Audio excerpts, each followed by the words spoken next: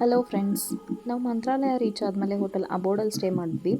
ಅದು ಟೆಂಪಲ್ಗೆ ವಾಕೇಬಲ್ ಡಿಸ್ಟೆನ್ಸಲ್ಲೇ ಇತ್ತು, ಸೊ ಅದಕ್ಕೆ ಅದನ್ನೇ ಬುಕ್ ಮಾಡ್ಕೊಂಡಿದ್ವಿ. ಹಾಗೆ ರೂಮ್ ಟೂರ್ ನೋಡೋದಾದರೆ ರೂಮ್ ತುಂಬಾ ಸ್ಪೇಷಿಯಸ್ ಆಗಿತ್ತು. 2 ಸೀಟರ್ ಸೋಫಾ ಮತ್ತು ಗ್ಲಾಸ್ ಟೇಬಲ್ ವಿತ್ 3 ಚೇರ್ಸ್, ಹಾಗೆ ವಾರ್ಡ್ರೋಬ್ಸ್ ಆ್ಯಂಡ್ ಮಿನಿ ಫ್ರಿಡ್ಜ್ ಕೂಡ ಇತ್ತು ಇಲ್ಲಿ.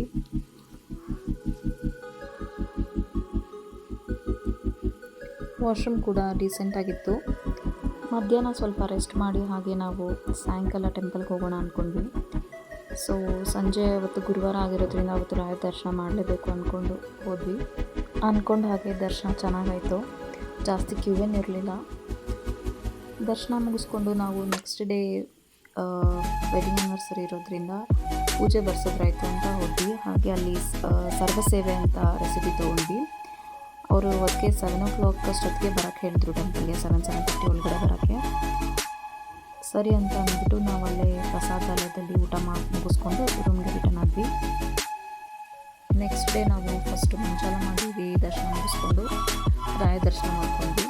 ಸೊ ರಾಯರ ದರ್ಶನ ಮಾಡ್ಕೊಂಡಾದ್ಮೇಲೆ ಸರ್ವಸೇವೆದು ಸಂಕಲ್ಪ ಇತ್ತಲ್ವಾ, ಸೊ ಅದು ಸಂಕಲ್ಪ ಪೂಜೆ ಅಲ್ಲೆಲ್ಲ ಮುಗಿಸ್ಕೊಂಡು ನಾವು ಹೊರಗೆ ಬರೋಕ್ಕೆ ಆಲ್ಮೋಸ್ಟ್ 9:30 ಆಗಿತ್ತು.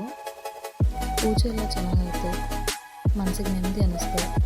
ನಾವು ಆ್ಯಕ್ಚುಲಿ ಇದ್ದೇನೋ ಪ್ಲ್ಯಾನ್ ಮಾಡಿರಲಿಲ್ಲ ಹೀಗೆ ಬರಬೇಕು ಅಂತ. ರಾಯರು ಕರೆಸ್ಕೊಂಡಿದ್ದು ನಾವು ಬಂದಿದ್ದು ಹಾಗಾಯಿತು. ರಾಯರ ಆಶೀರ್ವಾದ ಹೀಗೆ ಎಲ್ಲರ ಮೇಲೂ ಇರಲಿ ಅಂತ ಆಶಿಸ್ತಾ ವ್ಲಾಗ್ನ ಎಂಡ್ ಮಾಡ್ತೀನಿ. Thanks for watching.